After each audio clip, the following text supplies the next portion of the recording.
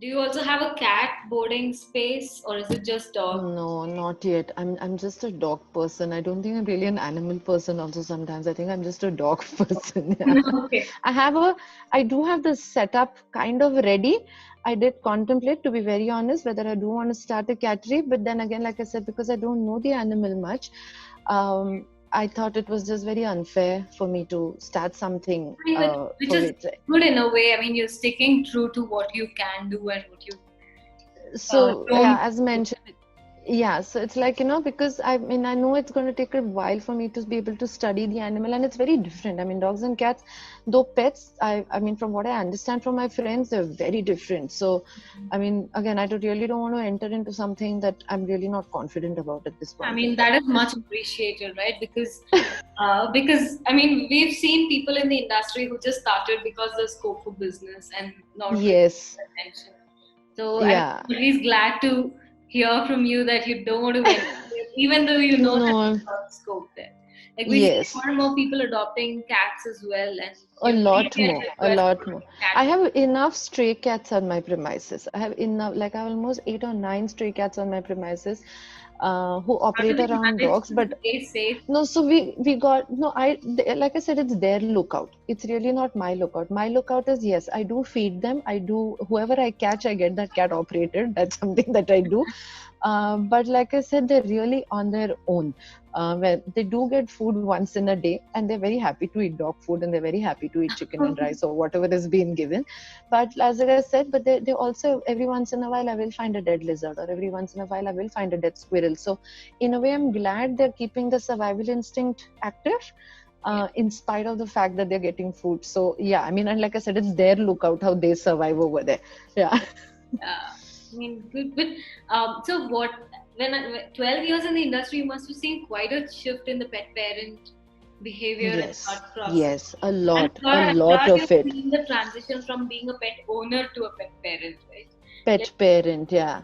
uh, So a lot of people do their homework better. A lot of people are far more involved in decision making. There's much more importance given to nutrition.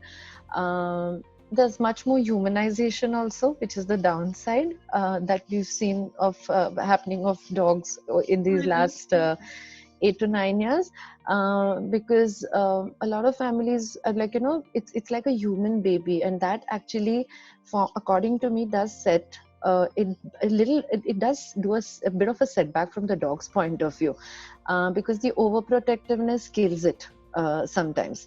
So you don't really allow the dog to follow his or her own instinct in the overprotectiveness. So that is a bit of, but like I said, so I mean, from the kenneling point of view, if I have to say, like, they're far more, they will do their research even before getting a pet. Sometimes they I have families will come and visit me to just find out what their options are. Or I also do something called pre-pet counseling, where people are actually coming in with appointments, with paid appointments, which talk about which breed to take in, should I adopt an older dog, and stuff like that. Like, the fact that they're open to it. And sometimes we've actually, and especially even with children, and sometimes we've actually gotten back to them saying, just wait for another year or so before you actually get, and like, get yourselves a little more clued in to what it actually means, because you're committing for the next 15 years, give or take.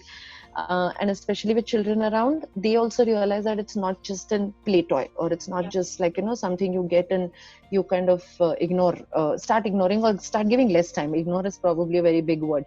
So along with pre-pet counselings, we do a lot of programs for children, which kind of cater to that, under another company that I run called the Pet Project. So with all of this going on, at least you know that you're helping people make the right decision. As mentioned, nutrition, food, expense, doctors, vaccinations, everything there. And with Google, without Google, whatever, they are doing their homework and getting the right set of information. And now with the breeders registration coming through, that's also something that's going a long way.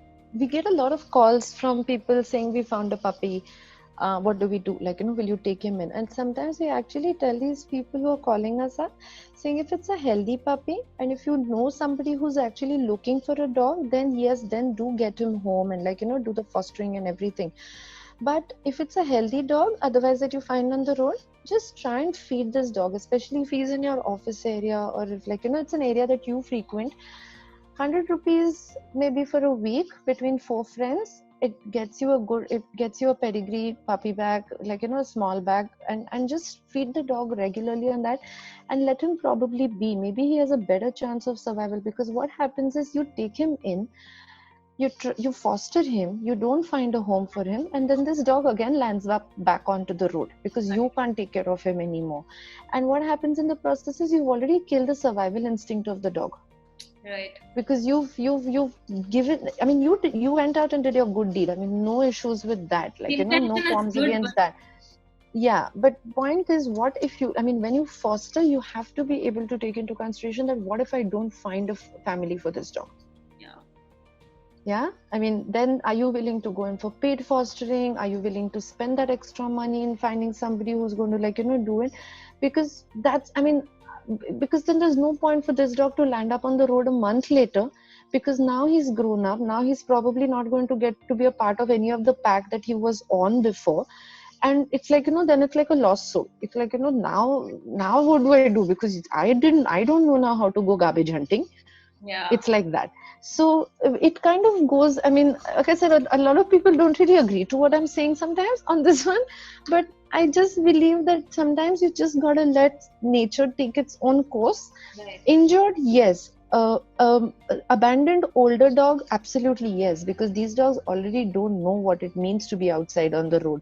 But when you have a healthy puppy, and like I said, I mean, we get a lot of calls from the IT park with regards to that. I said, just feed this dog every day. 6 months later, get this dog operated. We have enough resources around the city today who basically are doing it at lesser cost, free of cost, their funds, and we are willing to fund surgeries or food or anything like that if it comes out to be. But just sometimes let the dog be. Yeah, that's also what sometimes when I meant, like, over humanization. I think, I mean, that's a very, I'm happy because in all the conversations I've had, that's a point which we never really spoke about or thought about. What it means to be over humanized. That gets me thinking that now when we say pets are family and pets are like babies, at some point I think the human nature of expecting the pet, whether dog or a cat, also to be like you, or it's like how you would expect from your human kid. I think human kid, to a certain extent, it does become a comparison. But as mentioned, I mean,